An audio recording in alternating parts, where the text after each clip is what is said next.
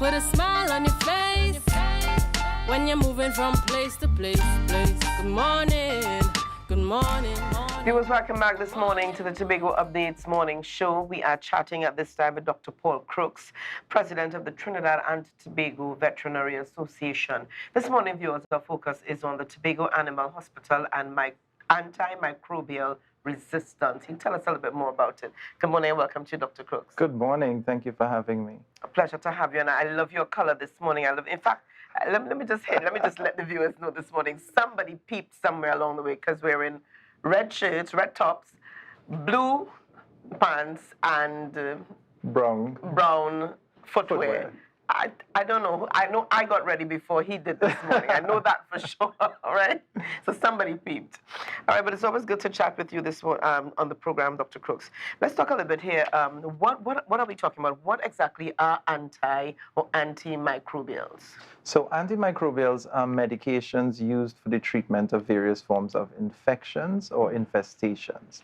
So simply put, if you have bacteria or germs, pathogens, on the whole, disease-causing agents, very small ones in your body, these medications should kill them. And that's what antimicrobials are used for. So the first antimicrobial really that was popularized was penicillin. Mm-hmm. And penicillin is widely known as the first antibiotic that was discovered and kills bacteria.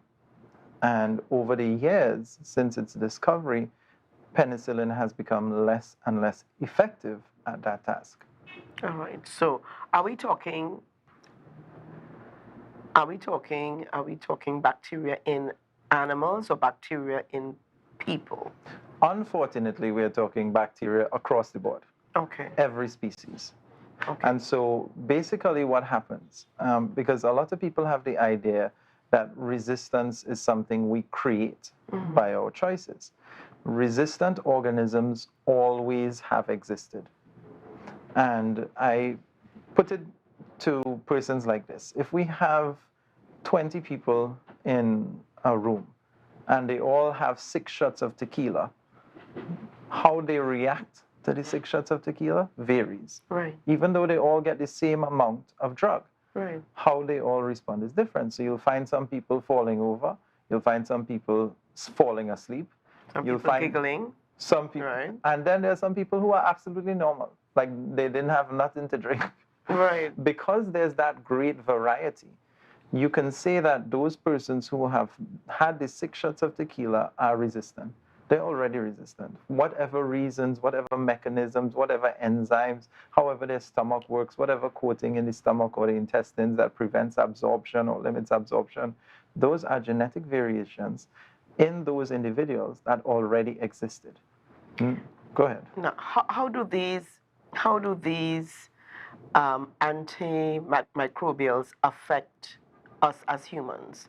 What part do they play in relation to the animals with humans? Right. So one of the major issues that we have is the overuse and abuse of antimicrobials in food-producing animals. That is a major challenge. So we're talking chickens, goats, sheep, everything you can think of. Rabbits, if people eat it, we've been using antibiotics in them.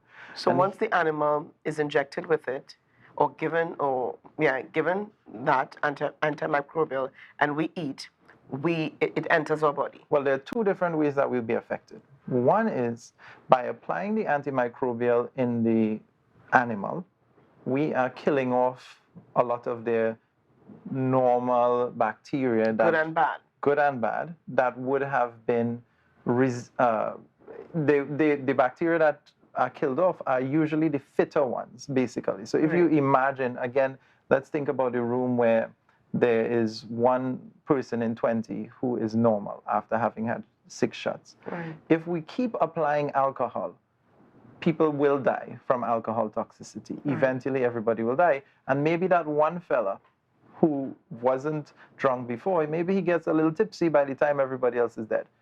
But if you consider that we apply in that room, that alcohol is all we ever apply, then in the past, when 19 people were there able to make children and pass on their genetics, now that we've changed this situation where only that one person who's resistant to the alcohol, where he can reproduce, his genetics will be passed on, he will now have more and more resistant children. So eventually we get to a point where the whole room is filled with people who are not being killed by the alcohol.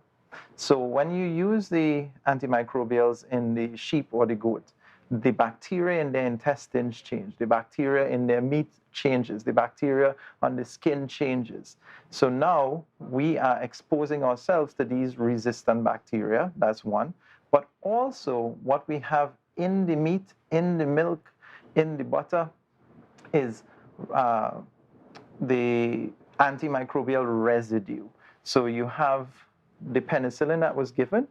Normally, there's a withdrawal period. After 2 or 3 weeks, that's when you slaughter the animal so that it's safe for human consumption because the antimicrobials would have cleared out.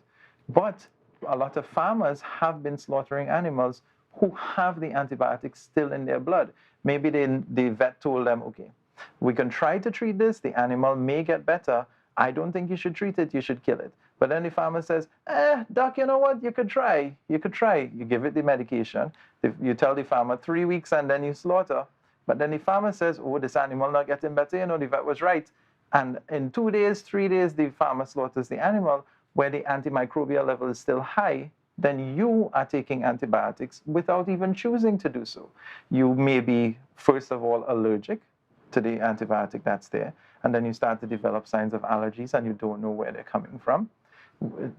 Of course, allergic signs could be very severe, but they also may be mild. But then, going further, those antibiotics are changing the bacteria in your body to make your bacteria now more resistant. What then are, and my director is saying here that we're almost out of time, but what then are the precautions? What then should persons be aware of? Because for those meat eaters, lamb, beef, chicken, goat, what should they be mindful of? And in terms of food processors, there is also responsibility on food processors and supermarkets who purchase the meat from, there's a whole chain. So I want to say, first of all, this problem is not unique. This is a global concern. And testing, monitoring for antimicrobial residue in meat and that sort of thing, unfortunately, is not commonly done anywhere in the world. So we are asking our farmers in particular to please not use any antimicrobials without veterinary recommendation and only following directly the veterinary instructions when medications are given. So all farmers, please call your vet, speak to your vet before administering any medication and receive those clear instructions on how best to keep the animal safe and the people who later eat the meat and drink the milk safe. Okay. Dr. Crook, we're definitely going to have you back with us this morning. The time is very short, but we need to get some more information on this issue because it affects us as people. So we find ourselves being ill without knowing or understanding the root cause of the illness. Yeah, that's right. And also, maybe in 10 years, we might have a surgery and end up with a little infection after. And where in the past we used to be able to treat that infection, now we can't. Antibiotics. No, we can't.